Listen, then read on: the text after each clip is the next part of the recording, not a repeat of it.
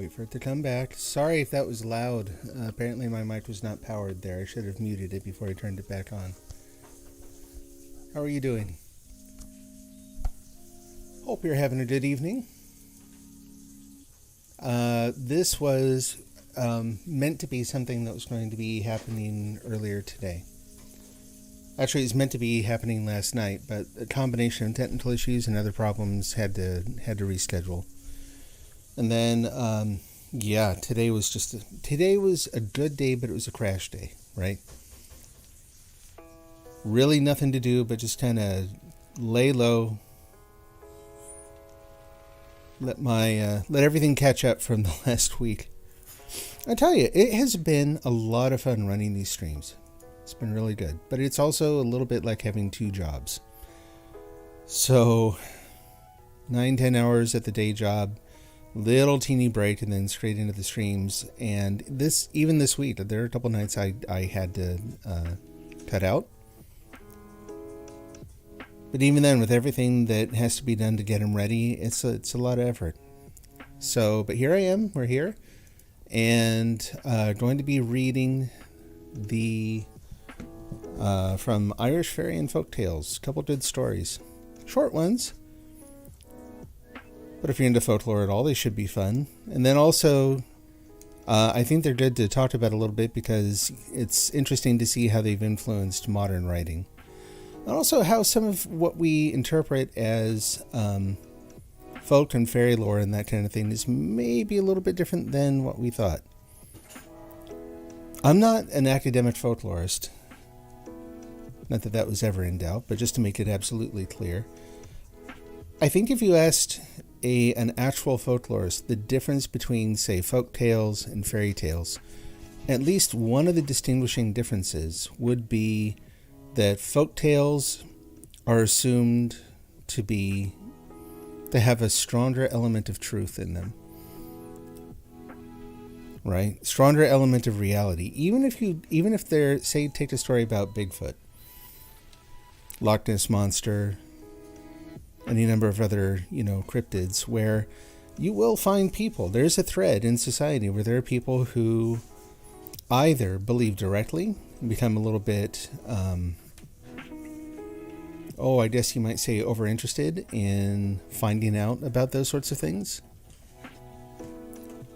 And then there are the people who dismiss it out of hand and they just see them as fiction.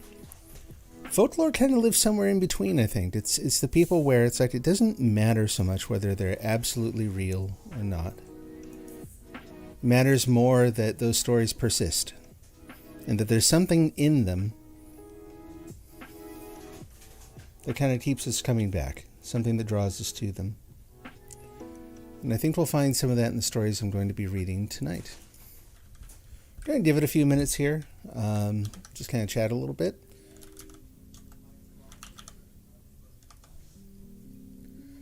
So I'm going to take this opportunity to talk a little bit about my last full stream on Monday. I had mentioned this before, but I think it's probably worth mentioning again. Mentioned it last night, but last night there were so many different technical issues and various problems that I didn't actually keep the recordings, so they're not available to see anywhere.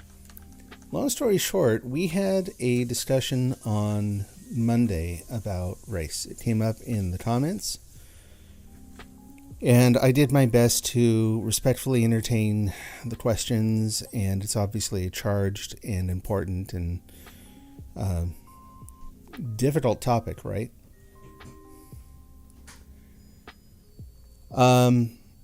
So going forward, I'm not going to entertain those kinds of questions. Not because I feel like I did something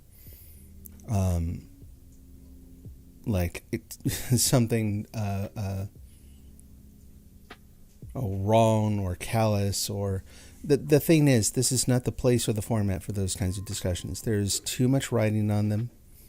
There's too much potential for harm. I mean, there's potential for good to be done too, but that involves not just me having the microphone and everyone else talking in chat, right?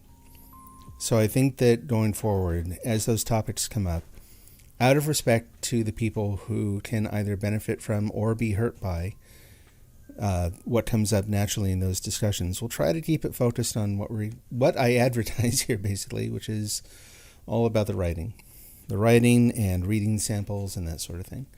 So in the interest of time, looks like folks are showing up, so I'm going to go ahead and get going. I will say, I did put a picture out on Twitter on Friday that, put it this way, I'm kind of proud of it. I like the way it turned out. I don't think it's the best representation of what we're going to be reading about tonight, but it was fun to do. And it was one of those little kind of, looks like an ordinary picture until you get close and maybe you see something. Anyway, I thought it was fun. Hopefully you'll enjoy it too. I'll put the URL here. You can take a look if you want.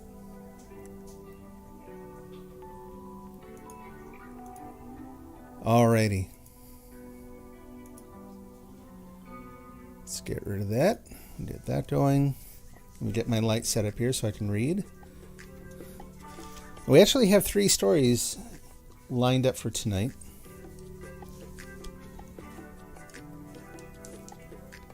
All of them, I think, have their own particular sort of interesting angle on them. And let me, for my own sake here, let me turn down the music. Should remain the same level on the stream, but this way it's going to be a little bit easier for me to hear what I'm doing. So the first story, and this again is from a little book that my daughter got me called Irish Fairy and Folktales. These are all in the public domain. They're all old stories. This one is The Bunworth Banshee by T. Crofton Croaker. And as I read it, kind of ask yourself what you have heard about banshees, what you've heard in pop culture, what you understand about them, and see how it compares to what we find in the story. The Reverend Charles Bunworth was rector of Butavant in the county of Cork about the middle of the last century. He was a man of unaffected piety and of sound learning, pure in heart and benevolent in intention. By the rich he was respected, by the poor beloved. Nor did a difference of creed prevent their looking up to the minister, so was Mr. Bunworth called by them. In matters of difficulty and in seasons of distress, confident of receiving from him the advice and assistance that a father would afford his children, he was the friend and the benefactor of the surrounding county. To him, from the neighboring town of Newmarket, came both Curran and Yelverton for advice and instruction, previous to their entrance at Dublin College. Young, indigent, and inexperienced, these afterwards eminent men received from him, in addition to the advice they sought, pecuniary aid, and the brilliant career which was theirs, justified by the discrimination of the giver. But what extended the fame of Mr. Bunworth far beyond the limits of the parishes adjacent to his own was his performance on the Irish harp, and his hospitable reception and entertainment of the poor harpers who traveled from house to house about the county. Grateful to their patrons, these itinerant minstrels sang his praises to the tingling accompaniment of their harps, invoking in return for his bounty abundant blessings on his white head, and celebrating in their rude verses the blooming charms of his daughters, Elizabeth and Mary. It was all these poor fellows could do, but who can doubt that their gratitude was sincere when, at the time of Mr. Bunworth's death, no less than 15 harps were deposited on the loft of his granary, bequeathed to him by the last members of a race which has now ceased to exist.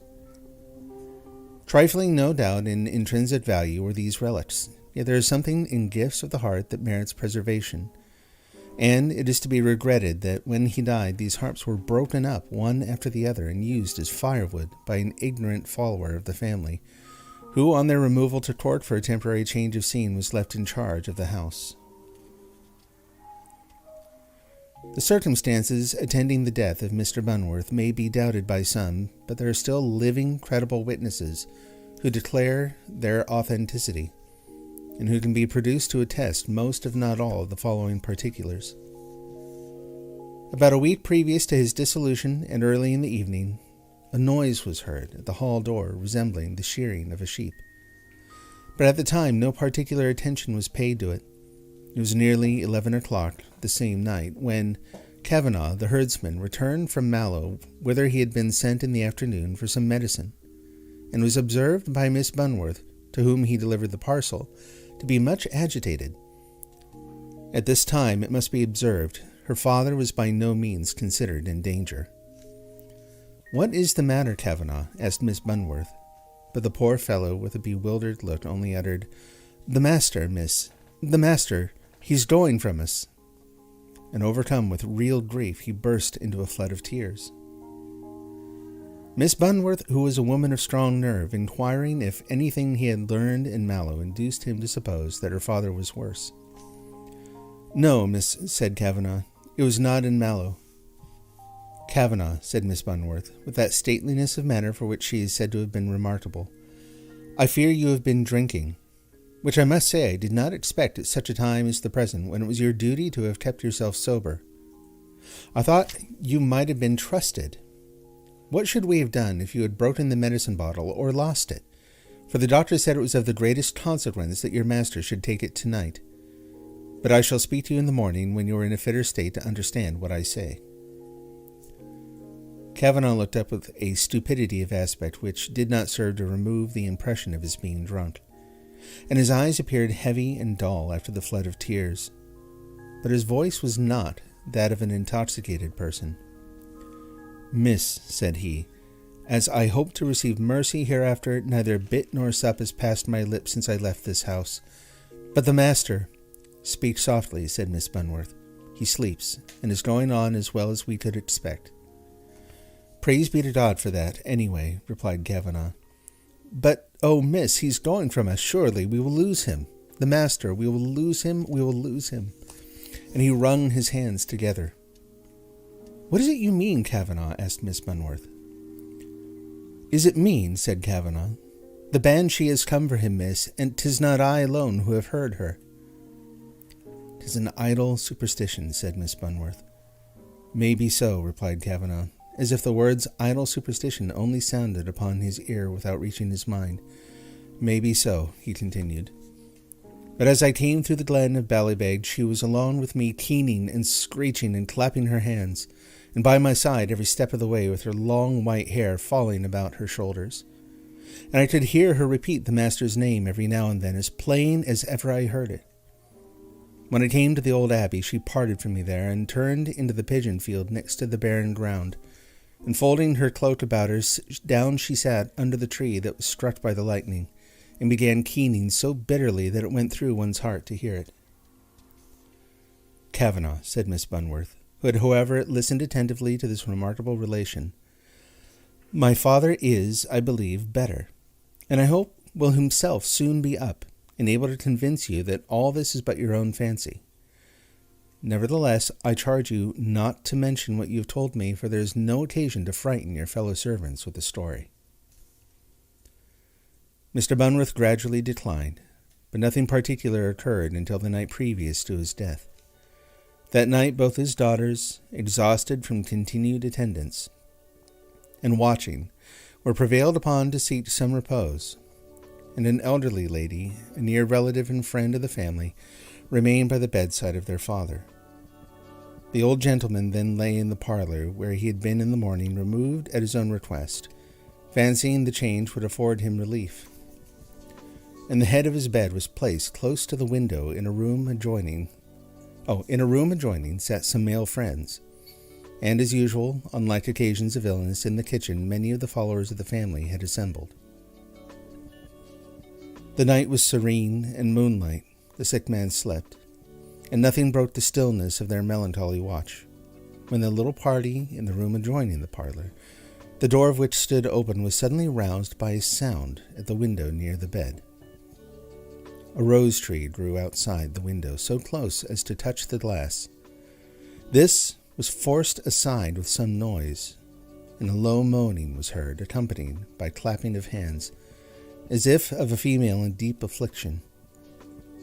It seemed as if the sound proceeded from a person holding her mouth close to the window. The lady who sat by the bedside of Mr. Bunworth went into the adjoining room, and, in a tone of alarm, inquired of the gentlemen there if they had heard the Banshee. Skeptical of supernatural appearances, two of them rose hastily, and went out to discover the cause of these sounds, which they also had distinctly heard.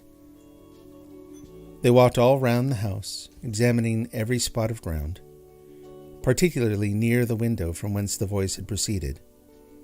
The bed of earth beneath, in which the rose tree was planted, had been recently dug, and the print of a footstep, if the tree had been forced aside by mortal hand, would have inevitably remained.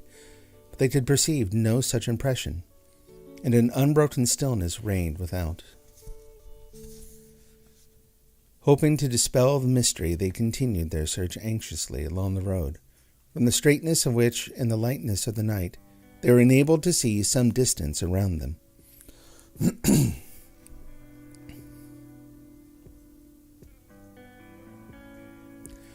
But all was silent. Excuse me.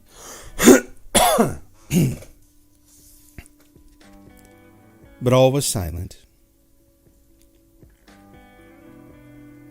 and deserted, and they returned surprised and disappointed.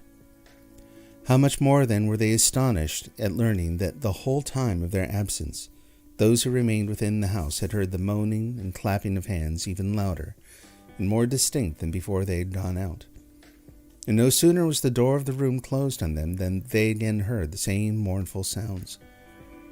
Every succeeding hour the sick man became worse, and at the first glimpse of the morning appeared, Mr. Bunworth expired. All right. So, some of the hallmarks, basically I think the most basic thing that we tend to hear about banshees is going to be the screeching, right? In fact, in all the cases I can remember, actually I think my first introduction to the idea of a banshee was actually a Ray Bradbury story. And it kind of focused on the same thing. It was this idea of a spirit that, for whatever reason, would go from place to place just wailing. And you see this pop up in a lot of other places in culture, where if something is referred to as a banshee, then it has to do with the screaming, right? It's like, it's used pejoratively, it's used as an insult, to describe someone who is annoying someone, maybe by yelling. It's used in things like video games. If you see maybe a character or an enemy in the game that's referred to as a banshee, generally one of their abilities is going to be something to do with sound. It's going to be a shriek. In talking about this before tonight, I talked to my son about it, and apparently there's a game that he plays where I can't remember which one, but banshees apparently, they have some sort of power related to screaming, but they also sort of absorb all the sound around them.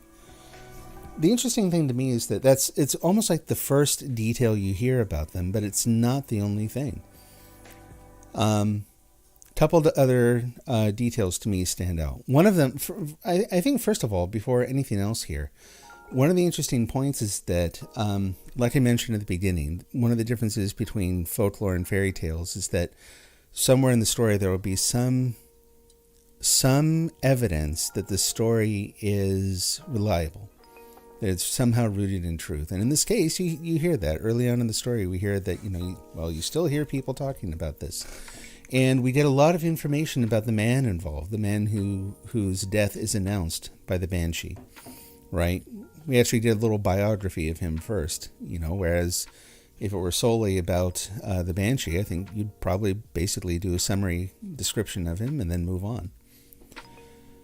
All these things suggesting that, this is based somehow in reality. But the banshee, we have she has white hair for whatever reason. Her screeching as she goes along is part of it, but there's also the clapping of hands, which I will admit is something that doesn't really stand out to me. It's not something that I'm all that familiar with. I don't see that as a gesture of grief or suffering, but apparently, at least the way it's described here, that's a thing.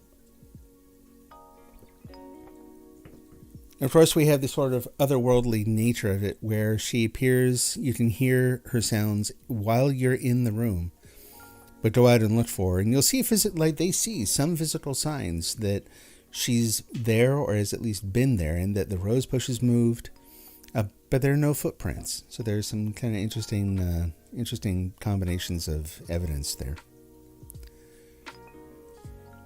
But anyway, and then it's not all screaming. And by the end of it, she's not sitting there shrieking by the window. She's moaning. She's grieving, clapping her hands. What's interesting to me is that she seems to be suffering at the thought of this man passing. So this is not some sort of malevolent spirit that comes. It's not something that seems to have caused his death, like I think is assumed to be the case in a lot of places where banshees show up almost as punishment against someone, that they come to ensure that someone's going to die. Maybe they die of fear, maybe it's something else, but she seems, looking at what she's doing, how she's behaving, aside from the peering, like the sitting outside the window and maybe acting a little spooky. There are a lot of grieving rituals in other societies too that have the same sort of hallmarks, right? I think there's a name for this particular practice in Arabic culture where, without going into depth, because I think someone else should speak to that, I know that there's a practice both celebratory at weddings and births and, these joyful occasions in life, but then, also at funerals. As I understand it, especially at the funeral of a young or unmarried man, that there will be people who basically very demonstratively act out their grief at this person's passing. All this suggests to me, and again, this is that there's, the story I'm working on, my work in progress, is based on a lot of folklore. And so I've read a lot of stories and tried to look sort of past the first impressions. And to me, for whatever reason, it seems like banshees are people who come, they seem to know something about the people that they're visiting. They seem associated with them somehow. And I've heard at least one reference that suggests that, banshees will only appear for people who, basically the older families in Ireland, people who go back to, people called the Milesians, I believe. And so there's some sort of association between the banshee, this sort of otherworldly figure, and the family that they are visiting to mourn and to grieve. That they aren't malevolent. That again, they're just there, they're there for another purpose.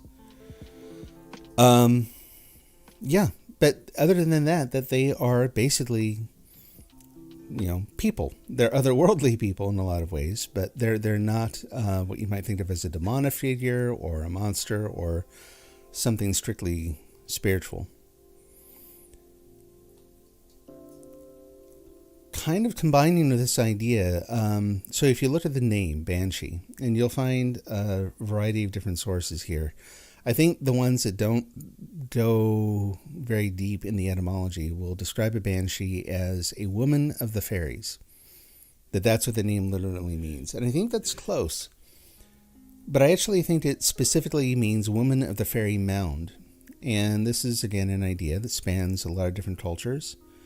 In fact, I actually just at Comic-Con recently talked to a couple who writes stories rooted in African folklore, where they also have a belief in sort of otherworldly figures that live in these little mounds in the earth.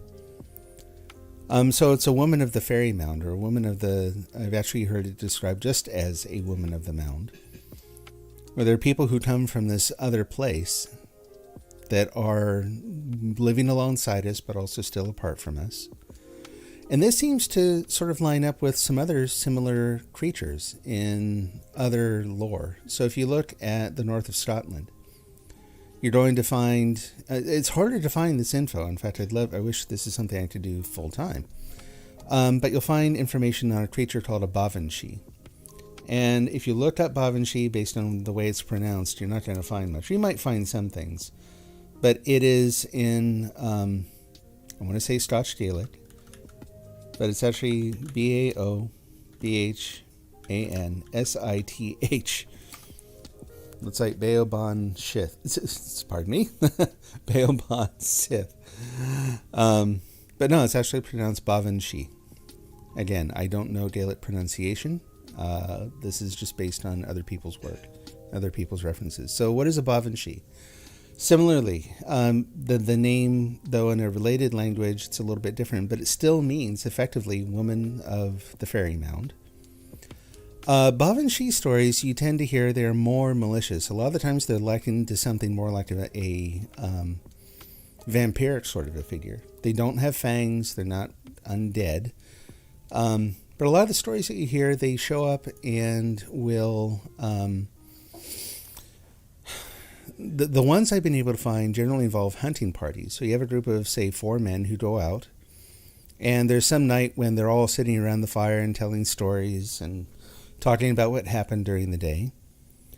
And the talk will turn to how lonely they are. And there are a couple of different variations on this. And one, it's all of them are married or otherwise somehow betrothed to someone. And they're all talking about, how lonely they are. And these 3 women show up, or just a group of women show up. All but one of the men basically sort of forget whoever they were in love with and are suddenly very interested in these other women, whereas only one of the men says, no, I'm eager to get home to my wife. Thank you very much. Well, in the morning, the 3 who were unfaithful are all dead, drained of blood, their chests open. It's much more grisly sort of a story. And the Banshee are gone, and only one is left to tell the tale. Again, Banshee very often described as having white hair. And it's one of those things where there are, I don't know how many stories must have originally existed, but in the current sort of what's accessible now, you typically find stories where, it's very similar figures, but in one case, the stories center around a sort of a murderous moral punishment for infidelity. Whereas Banshees, it's almost always about foretelling someone's death, right? And it kind of makes you wonder if maybe, because this happens just with ordinary people too, that when we see a particular instance of a thing, we hear one story about something that we are otherwise unfamiliar with, we tend to take that one story and let it tell us pretty much everything that we know or could know about that. So you hear one story about something that happened where, it turned murderous, and suddenly that becomes their entire character. It's, they're always that way. All of them are like that. They are all, And again, I think it's interesting to look at folklore, not because I think it's literally real, but because it says something about how we perceive, how xenophobia comes up, between people who don't know one another. These sorts of things. It says a lot about us. So I think that basically regarding Banshee and Banshee as potentially the same sort of thing, which is these white-haired women from this other place, from whatever you want to call it, fairy or something else, who for multiple reasons come and visit us and sort of walk among us. It's sort of an interesting idea. And again, if I had time, I'd love to go and dig into that and look for other stories and kind of see how it plays out. As it stands, actually, so the Banshee ended up being really instrumental to me in a shift in my own story, in that initially one of the main characters was essentially going to be a vampire. And so I started doing vampire research, and I came across the Banshee as a Scottish vampire. Just no question, no sort of exploration or questioning of the term. It's like, nope, this is what it is. And it's that because that's what it's become in retellings of stories and in modern fantasy based on the lore. But as soon as I started reading about it and started reading about, this idea of how they're connected to ideas that we see associated either, again, whatever you want to call it, fairies, elves, this otherworldly sort of a place that people have believed in for a long time, kind of opened up a whole new world of things. This idea that, the idea of these monsters or these creatures that we've mainly been informed of through modern film and some modern fantasy novels and that kind of thing, have a much more interesting history to them that intersects in a lot of ways with the daily lives of the people who were carrying and relating these stories. All right, let's go ahead and move on. Next story is The Fate of Frank Mckenna by William Carlton. Pardon me, I'm going to try to clear my throat real quick.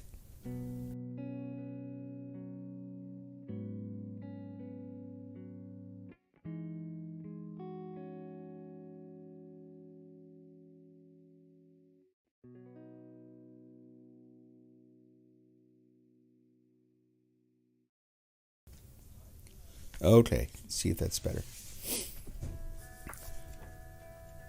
The Fate of Frank Mckenna. There lived a man named Mckenna at the hip of one of the mountainous hills which divide the country of Tyrone from that of Monaghan. This Mckenna had 2 sons, one of whom was in the habit of tracing hairs of a Sunday whenever there happened to be a fall of snow. His father, it seems, had frequently remonstrated him that upon what he considered to be violation of the Lord's day, as well as for his general neglect of Mass. The young man, however, though otherwise harmless and inoffensive, was in this matter quite insensible to paternal reproof, and continued to trace whenever the avocations of labor would allow him. It so happened that upon a Christmas morning, I think in the year 1814, there was a deep fall of snow, and young Mckenna, instead of going to Mass, got down his cockstick, which is a staff much thicker and heavier at one end than at the other, and prepared to set out on his favorite amusement. His father, seeing this, reproved him seriously and insisted that he should attend prayers. His enthusiasm for the sport, however, was stronger than his love of religion, and he refused to be guided by his father's advice. The old man, during the altercation, got warm, and on finding that the son obstinately scorned his authority, he knelt down and prayed that if the boy persisted in following his own will, he might never return from the mountain unless as a corpse.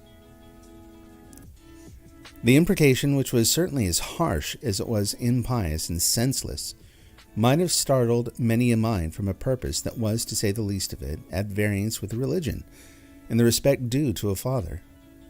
It had no effect, however, upon the son, who is said to have replied that whether he ever returned or not, he was determined on going, and go accordingly he did. He was not, however, alone, for it appears that 3 or 4 of the neighboring young men accompanied him. Whether their sport was good or otherwise is not to the purpose, neither am I able to say, but the story goes that towards the latter part of the day, they started a larger and darker hare than they had ever seen, and that she kept dodging on before them bit by bit, leading them to suppose that every succeeding cast of the cockstick would bring her down. It was afterwards observed that she also led them into the recesses of the mountains, and that although they tried to turn her course homewards, they could not succeed in doing so. As evening advanced, the companions of Mckenna began to feel the folly of pursuing her farther, and to perceive the danger of losing their way in the mountains, should night or a snowstorm come upon them. They therefore proposed to give over the chase and return home. But Mckenna would not hear of it. "If you wish to go home, you may," said he. "As for me, I'll never leave the hills till I have her with me." They begged and entreated of him to desist and return, but all to no purpose. He appeared to be what the Scotch call fey, that is, to act as if he were moved by some impulse that leads to death, and from the influence of which a man cannot withdraw himself. At length, on finding him invincibly obstinate, they left him pursuing the hare directly into the heart of the mountains, and returned to their respective homes. In the meantime, one of the most terrible snowstorms ever remembered in that part of the country came on, and the consequence was that the self-willed young man, who had equally trampled on the sanctions of religion and parental authority, was given over for lost. As soon as the tempest became still, the neighbors assembled in a body and proceeded to look for him. The snow, however, had fallen so heavily that not a single mark of a footstep could be seen. Nothing but one wide waste of white, undulating hills met the eye wherever it turned. And of Mckenna, no trace whatever was visible or could be found. His father, now remembering the unnatural character of his imprecation, was nearly distracted, for although the body had not yet been found, still by everyone who witnessed the sudden rage of the storm, and who knew the mountains, escape or survival was felt to be impossible. Every day for about a week, large parties were out among the hill ranges seeking him, but to no purpose. At length there came a thaw, and his body was found on a snow wreath, lying in a supine position, with a circle which he had drawn around him with his stick. His prayer book lay open upon his mouth, and his hat was pulled down so as to cover it and his face. It is unnecessary to say that the rumor of his death, and of the circumstances under which he left home, created a most extraordinary sensation in the country, a sensation that was the greater in proportion to the uncertainty occasioned by his not having been found either alive or dead. Some affirmed that he had crossed the mountains and was seen in Monaghan, others that he had been seen in Clones, in Emmyvale, in 5 Mile Town. But despite all of these agreeable reports, the melancholy truth was at length made clear by the appearance of the body as just stated.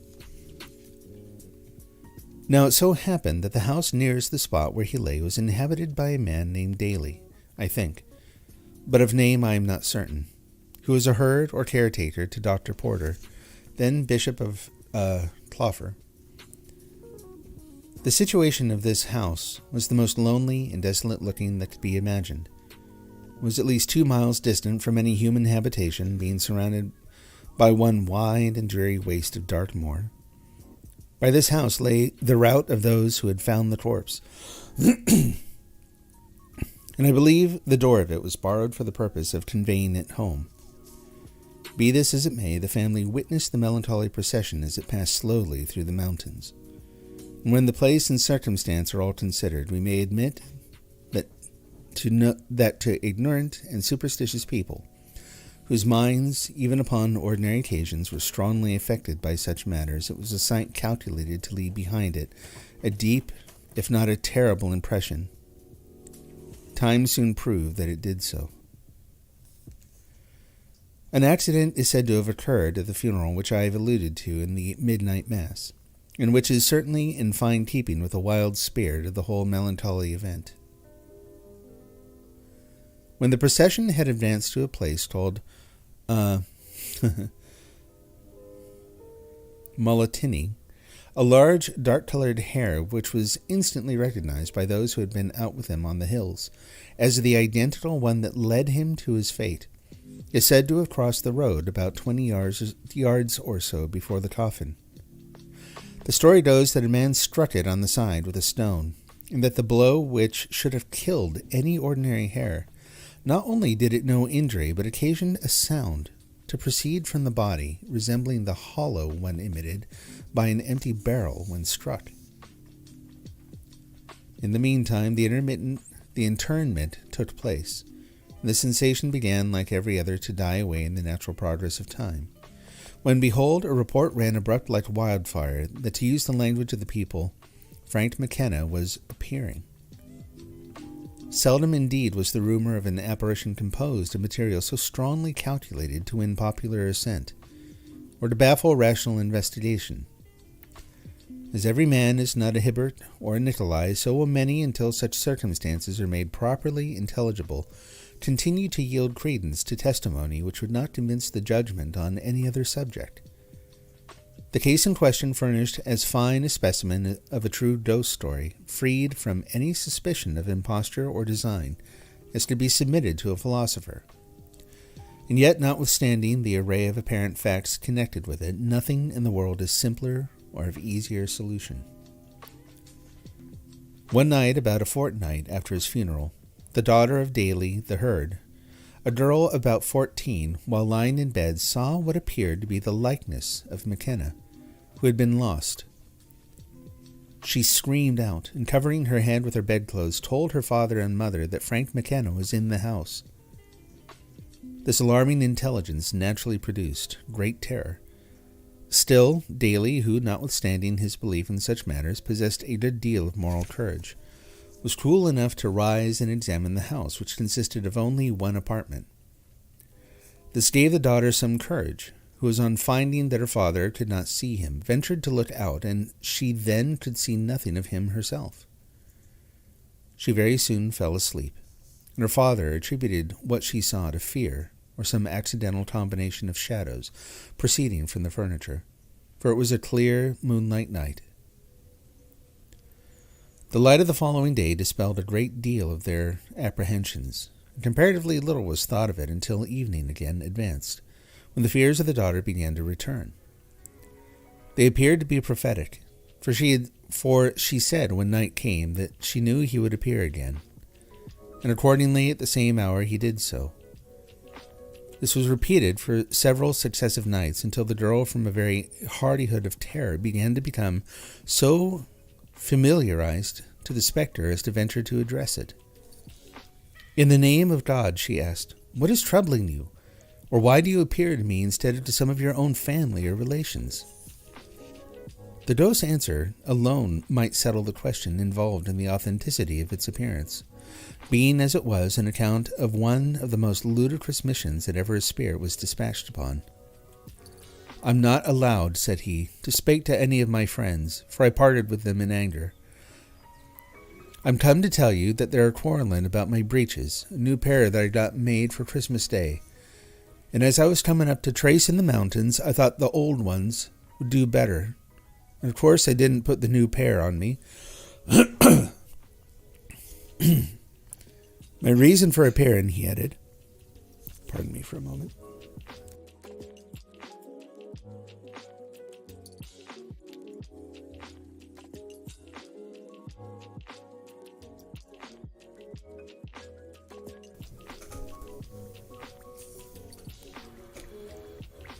"My reason for appearing," he added, "is that you may tell my friends that none of them is to wear them.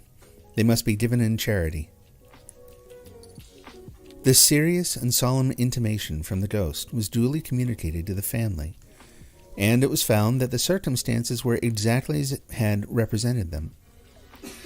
This, of course, was considered as sufficient proof of the truth of its mission. Their conversations now became not only frequent, but quite friendly and familiar. The girl became a favorite with the spectre, and the spectre, on the other hand, soon lost all his terrors in her eyes. He told her that, whilst his friends were bearing home his body, the handspikes or poles on which they carried him had cut his back, and occasioned him to great pain. The cutting of the back also was known to be true, and strengthened, of course, the truth and authenticity of their dialogues. The whole neighborhood was now in a commotion with this story of the apparition, and persons incited by curiosity began to visit the girl in order to satisfy themselves of the truth of what they had heard.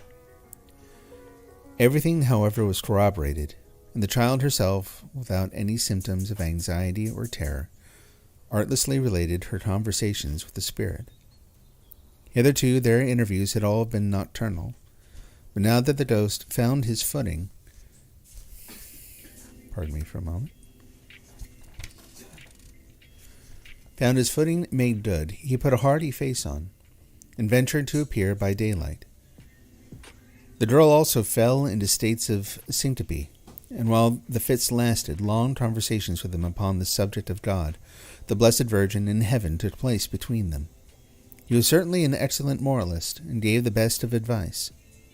Swearing, drunkenness, theft, and every evil propensity of our nature were declaimed against with a degree of spectral eloquence quite surprising. Common fame had now a topic dear to her heart, and never was a ghost made more of by his best friends than she made of him. The whole country was in a tumult, and I well remember the crowds that flocked to the lonely little cabin in the mountains, now the scene of matters so interesting and important. Not a single day passed in which I should think from 10 to 20, 30, or 50 persons were not present at these singular interviews. Nothing else was talked of, thought of, and, as I can well testify, dreamt of. I would myself have gone to Daly's were it not for confounded misgiving I had that perhaps the ghost might take such a fancy of appearing to me as he had taken to cultivate an intimacy with the girl. And so it happens that when I see the face of an individual nailed down in the coffin, chilling and gloomy operation, I experience no particular wish to look upon it again. Many persons might imagine that the herd's daughter was acting the part of an impostor, by first originating and then continuing such a delusion. If anyone, however, was an impostor, it was the ghost, and not the girl, as her ill health and wasted cheek might well testify. The appearance of Mckenna continued to haunt her for months. The reader is aware that he was lost on Christmas Day, or rather on the night of it, and I remember seeing her in the early part of the following summer, during which time she was still the victim of a diseased imagination. Everything, in fact, could be done for her was done. They brought her to a priest named Daly, who lived down at Ballynaggart, for the purpose of getting her cured, as he had the reputation of performing cures of that kind. They brought her also to the doctors, who also did what they could for her, but all to no purpose. Her fits were longer and of more frequent occurrence. Her appetite left her, and ere 4 months had elapsed, she herself looked as like a spectre as the ghost himself could do for the life of him. It only now remains for me to mention the simple methods of her cure, which was effected without either priest or doctor. It depended upon a word or two of advice given to her father by a very sensible man who was in the habit of thinking on these matters somewhat above the superstitious absurdity of the people. "If you wish your daughter to be cured," said he to her father, "leave the house you are now living in. Take her to some part of the country where she can have companions of her own class and state of life to mingle with. Bring her away from the place altogether, for you may rest assured that so long as there are objects before her eyes to remind her of what happened, she will not mend on your hands." The father, although he sat rent-free, took this excellent advice, even at a sacrifice of some comfort, for nothing short of the temptation of easy circumstance could have induced any man to reside in so wild and remote a solitude. In the course of a few days he removed from it with his family, and came to reside amidst the cheerful aspect and enlivening intercourse of human life. The consequences were precisely as the man had told him. In the course of a few weeks, the little girl began to find that the visits of the spectre were like those of angels, few and far between. She was sent to school, and what with the confidence derived from human society and the substitution of new objects and images, she soon perfectly recovered, and ere long was thoroughly set free from the fearful creation of her own brain. The spot where the body of Mckenna was found is now marked with a little heap of stones which has been collected since the melancholy event of his death. Every person who passes it throws a stone upon the heap. But why this old custom is practiced, or what it means, I do not know, unless it be simply to mark the spot as a visible means of preserving the memory of the occurrence. Daly's house, the scene of the supposed apparition, is now a shapeless ruin, which could scarcely be seen were it not for the green spot which was once a garden, and which now shines at a distance like an emerald, but with no agreeable or pleasing associations. It is a spot which no solitary schoolboy will ever visit, nor indeed will the unflinching believer in the popular nonsense of ghosts wish to pass it without a companion. It is under any circumstances a gloomy and barren place, but when looked upon in connection with what we have just recited, it is lonely, desolate, and awful. Pardon me, tea water's ready. That's the end of that one, and I don't know, I think maybe personally less to sort of comment on there, but I think, again, you can kind of see the evolution of this kind of story in stories that we tell nowadays. Excuse me. The parts that kind of stand out to me are the fact that it isn't just the ghost story. I think if this story were told nowadays, there would be less emphasis on the ghost because of what the author describes at the end of the story, where they basically talked about the fact that fewer and fewer people believe in ghosts. These stories these days, to me, seem to be turned into the stories like heaven is real and this sort of thing. Stories of people who are somehow have been to or are somehow communicating with, quote unquote, the other side, and draw a lot of attention for a while from that supposed claim, you know. In the story, the image I have of the 10, 20, 30, 50 people a day coming by the house to ask questions and that sort of thing, is very, very distinctive. People still look for that kind of attention. But it still also has all the hallmarks of, other folk tales, in that there are a couple different ways that the truth of the story is attested to. The author makes a claim of their own involvement in the story, even if at a distance. They relate it to real places. A lot of real place names, right? And that little bit at the end where they basically say, yeah, you can go and look, you can find that pile of stones where the house used to be. Really fascinating to me, and I'd be curious to know if that has actually survived. Like, even if it's not the same place, has someone set up maybe a little place along a road where, supposedly the story happened? Oh, thank you very much. Where supposedly the story happened, and you can still toss a stone on the pile there. If not this place, I imagine that there are still a lot of places similar to that, actually. Both in Ireland and in other places, of course.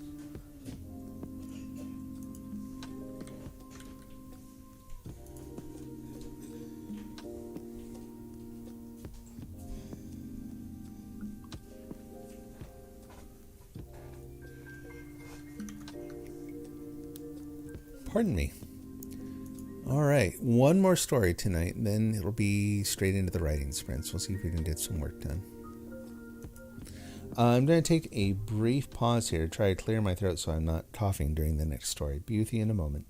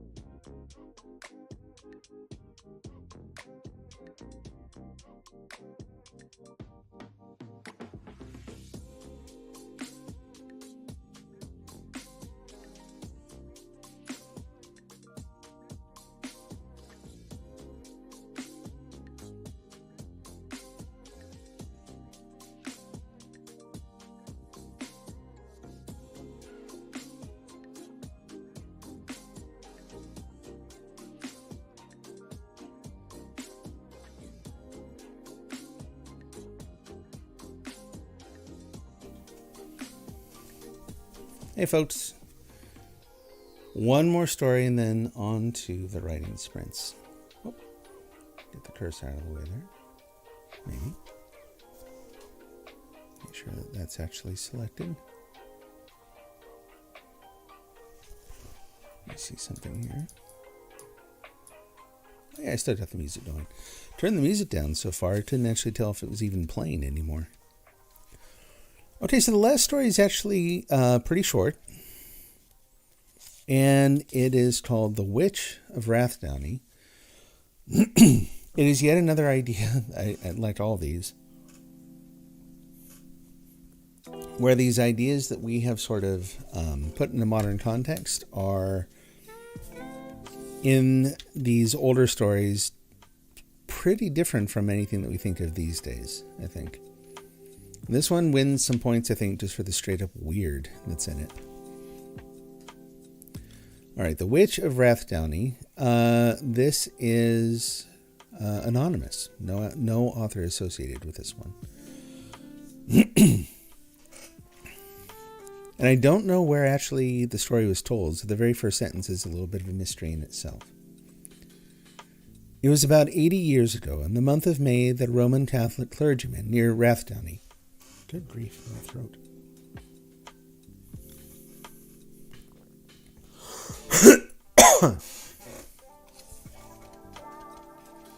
In the Queen's County was awakened at midnight to attend a dying man in a distant part of the parish. The priest obeyed without a murmur, and having performed his duty to the expiring sinner, saw him depart this world before he left the cabin. As it was yet dark, the man who had called on the priest offered to accompany him home, but he refused and set forward on his journey alone. He had not gone far when the grey dawn began to appear over the hills, and he amused himself in contemplating the varied, lovely scenes presented to the intelligent observer by the splendid breaking of a May Day morning. The eastern sky was streaked with all the magnificent shades of crimson, blue, and gold so peculiar to rosy May, and the brilliant morning star was shining as refulgently as if it had been created at that very hour. Everything was hushed in calm repose, except the merry lark, as Shakespeare calls her, which poised high in air amid the fleecy gold clouds, poured forth her main hymn of praise and gratitude to the great author of the universe, or the wild discordant cry of the heather bleat from the adjacent morasses, or the irregular pattering of the large dewdrops as they fell like globules of liquid silver from the stirless trees at either side of the road. The good priest was highly enraptured with the beauty of the scene, and rode on, now gazing intently at every surrounding object, and again cutting with his whip at the bats and big beautiful night flies which flitted ever and anon from hedge to hedge across his lonely way. Thus engaged, he journeyed on slowly until the nearer approach of sunrise began to render objects completely discernible, when he dismounted from his horse, and slipping his arm out in the rain and drawing forth his breviary from his pocket, he commenced reading his morning office as he walked leisurely along. He had not proceeded very far when he observed his horse, a very spirited animal, endeavoring to stop on the road, and gazing intently into a field on one side of the way where there were 3 or 4 cows grazing. However, he did not pay any particular attention to this circumstance, but went on a little farther, when the horse suddenly lunged with a great violence, and endeavored to break away by force. The priest, with great difficulty, succeeded in restraining him, and, looking at him more closely, observed him shaking from head to foot, and sweating profusely. He now stood calmly and refused to move from where he was, nor could threats or entreaty induce him to proceed. The father was greatly astonished, but recollecting to have often heard of horses laboring under a fright being induced to go by blindfolding them, he took out his handkerchief and tied it across his eyes. Then he mounted, and, striking him gently, he went forward without reluctance, but still sweating and trembling violently. They had not gone far when they arrived opposite a narrow path or bridleway, flanked at either side by a tall, thick hedge, which led from the high roads to the field where the cows were grazing. The priest happened by chance to look into the lane, and saw a spectacle which made the blood curdle in his veins. It was the legs of a man from the hips downwards, without head or body, trotting up the avenue at a smart pace. The good father was very much alarmed, but being a man of strong nerve, he resolved, come what might, to stand and be further acquainted with this singular spectre. He accordingly stood and did so, and so did the headless apparition, as if afraid to approach him. The priest, observing this, pulled back a little from the entrance of the avenue, and the phantom again resumed its progress. It soon arrived on the road, and the priest now had sufficient opportunity to view it minutely. It wore yellow buckskin breeches, tightly fastened at the knee with green ribbons. It had neither shoes nor stockings, and its legs were covered with long red hairs, and all full of wet, blood and clay, apparently contracted in its progress through the thorny hedges. The priest, although very much alarmed, felt eager to examine the phantom, and for this purpose he determined to screw his courage to the sticking point, and to summon all his philosophy to enable him to speak to it.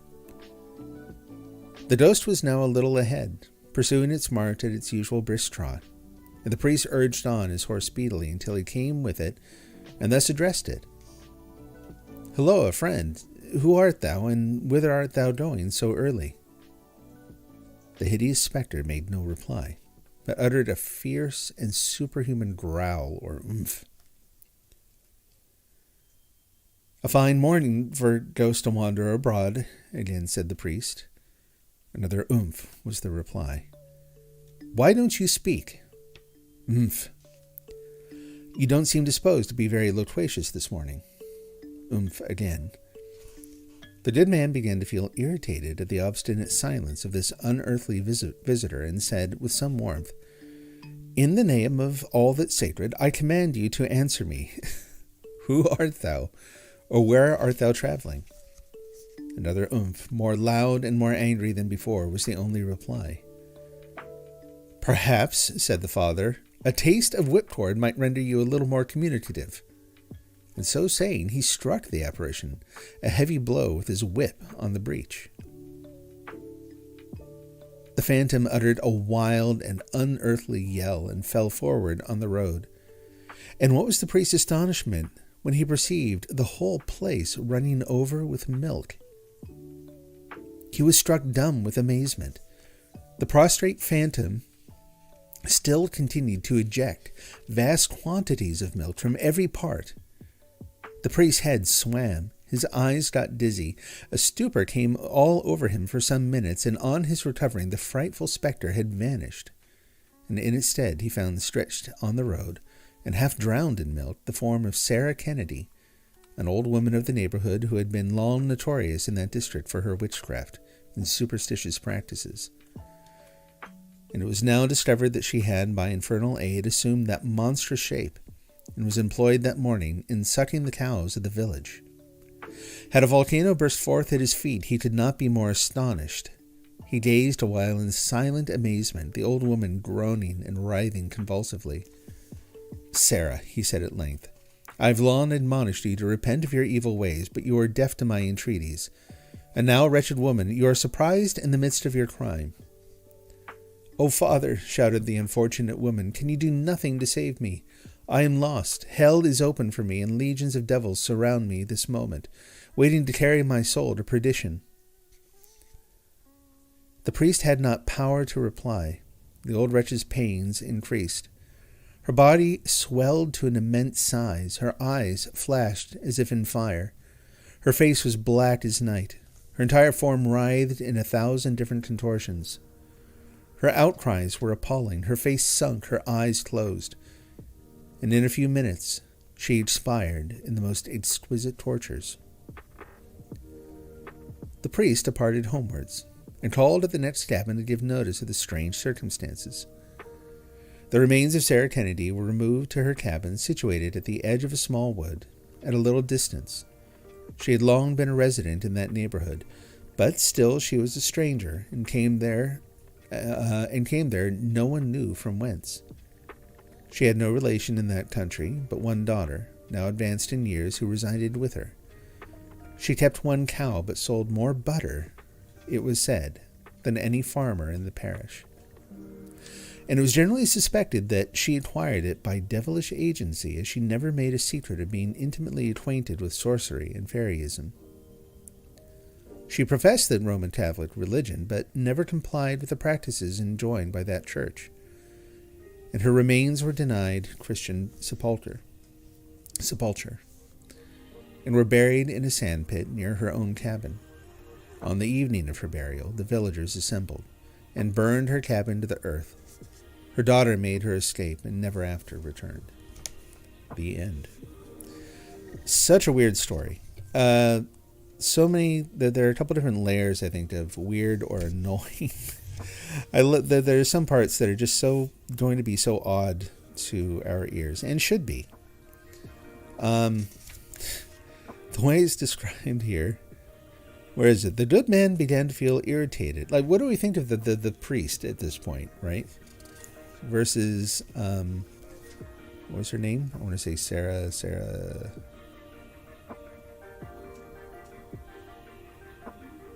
Kennedy, yeah. So, the good man began to feel irritated at the obstinate silence of the headless person the bare legs walking down the road, of his unearthly visitor, and said with some warmth, "In the name of all that's sacred, I command you," he said warmly. It's just silly to me, you know. Story from another time. On a more serious note, though, I mean, you look at the way that even within this bizarre little telling, and so let's just acknowledge here the idea that the story being that this woman was supposedly a witch who would steal all the milk from the village by turning into a half a person, like a pair of legs that she used as a bucket, apparently. And not just an ordinary bucket, because so much milk is spilling out by the time the legs fall over that it couldn't possibly be that they just filled up both legs. Bizarre imagery, nothing to really, to me anyway, to fit any of these sort of things, that all the patterns and all the sort of tropes that we see about these sorts of stories nowadays. It just stands apart. Except in the places where we see the prejudices that come into the story. That Sarah Kennedy lived alone. Basically, that she didn't talk to people, that they didn't know where she came from, and so was immediately suspect. I think you can add to that, too, the idea of an older woman living alone with a daughter, unmarried. It's never said that she's unmarried, but there's there's no one else mentioned. It's just this woman living on her own who claims to be a Catholic, but doesn't really practice any of that thing. You know, it all just sort of adds up. And then how that leads then to this story, this bizarre thing about, so the idea that witches were stealing milk is not, of course, limited to this story. That's actually, I've heard that one in a number of similar stories and just general information about how witchcraft was perceived at the time. We, again, I think that in America in particular, have been influenced by images of witchcraft that kind of start in the days of the Puritans in America, and things like, the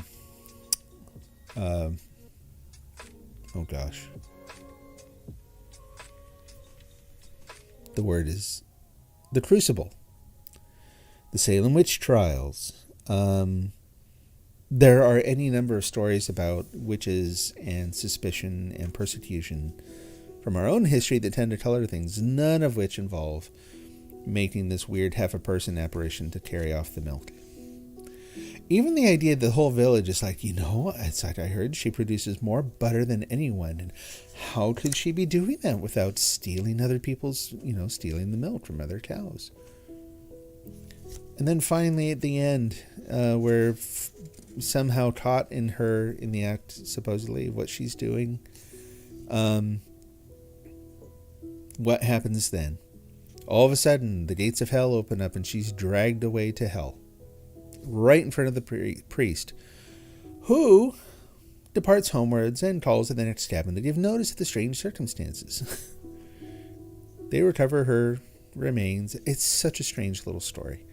To me, this does not, in my sort of like scouring folklore for commonalities and ideas, this doesn't really stand out as anything but a story about prejudice and contrived superstition in the interest of persecution.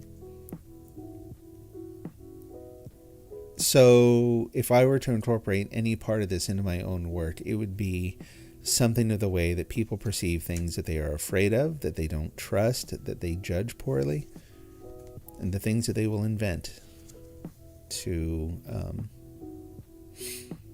persecute them. All right. That is all the stories for tonight. How are we doing in the book overall? We are about a little more than halfway through, so it's going to be a number of weeks still reading through this, and then I've got to find some more folklore to read through. And I'm going to try, I don't mind necessarily finding more European folklore to read through.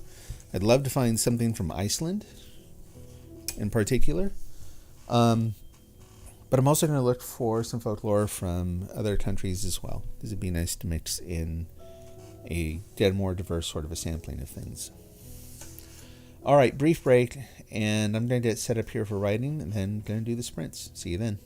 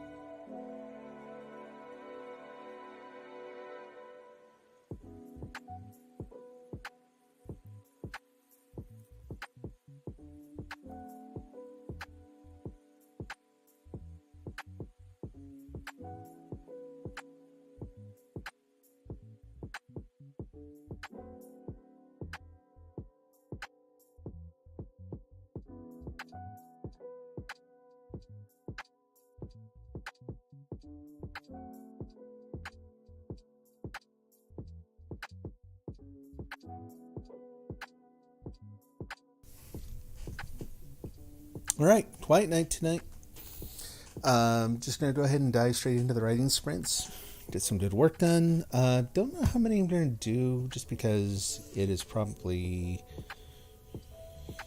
Yeah, I'm not sure I want to be done at 10:30 or 11 tonight, which is where I'm going to be if I just do the full thing. So, do some of that.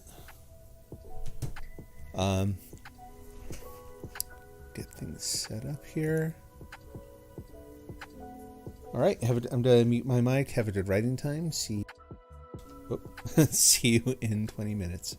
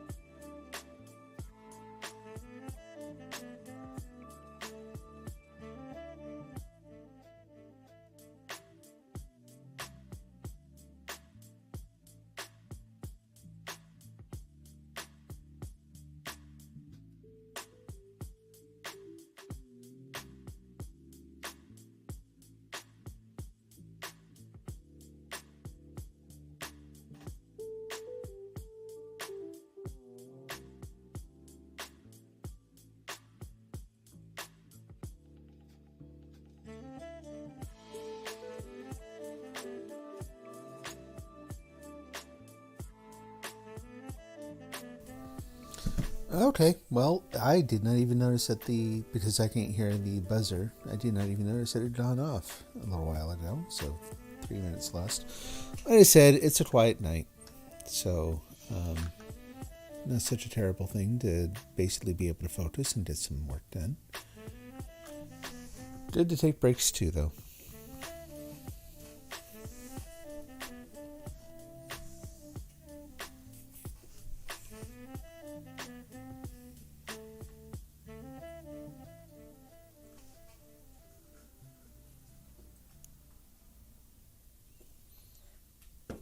I think for tonight, I'm just going to do one more sprint, and then call it good. So wait a few minutes here, take another 20, and call it done.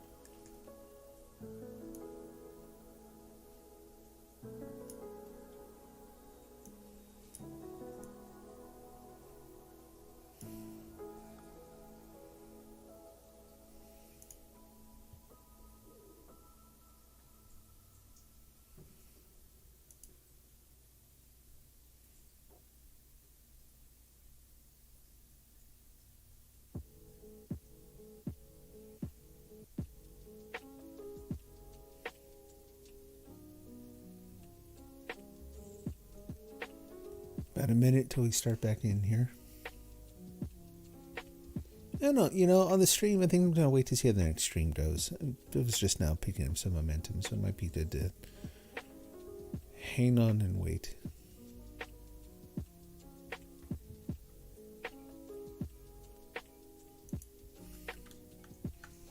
Basically, if I have a good sprint this time, I think it'd be silly to stop too soon. Don't stop when things are going well.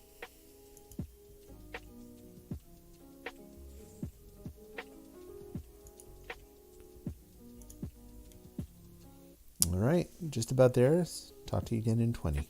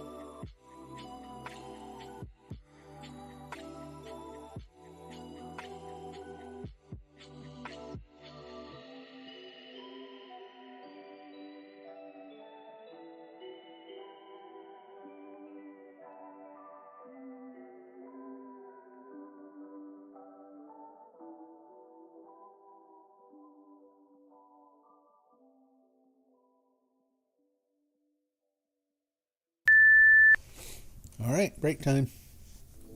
So, yeah, better writing sprint. I'll tell you what.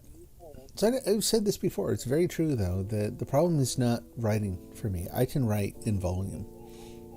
I can't get anything that feels like the right telling. I can't get anything that feels like it should stick. Found a new angle on this thing that I've been struggling with for way too long, though. Maybe it'll help. We'll see.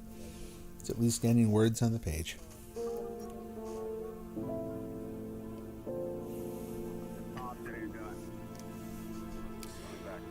So I guess the question is do I keep writing or do I call it done for right now? And I think I'm actually inclined to call it done.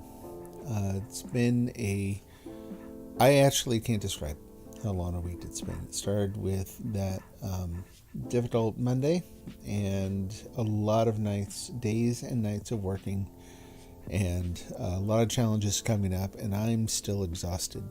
And I've gotten some writing done. I have not eaten. I'm going to go have dinner with my family. Have a nice evening. Probably do some more writing later. I'll probably do more spreads. I'm just not going to do them online here since it seems pretty quiet. So I have one more thing to say before I go tonight, and that is, Jamie, I hope you're well. Take good care of yourself. Hope to talk to you later. All right, take care, everyone. Have a great night. We'll see you again soon.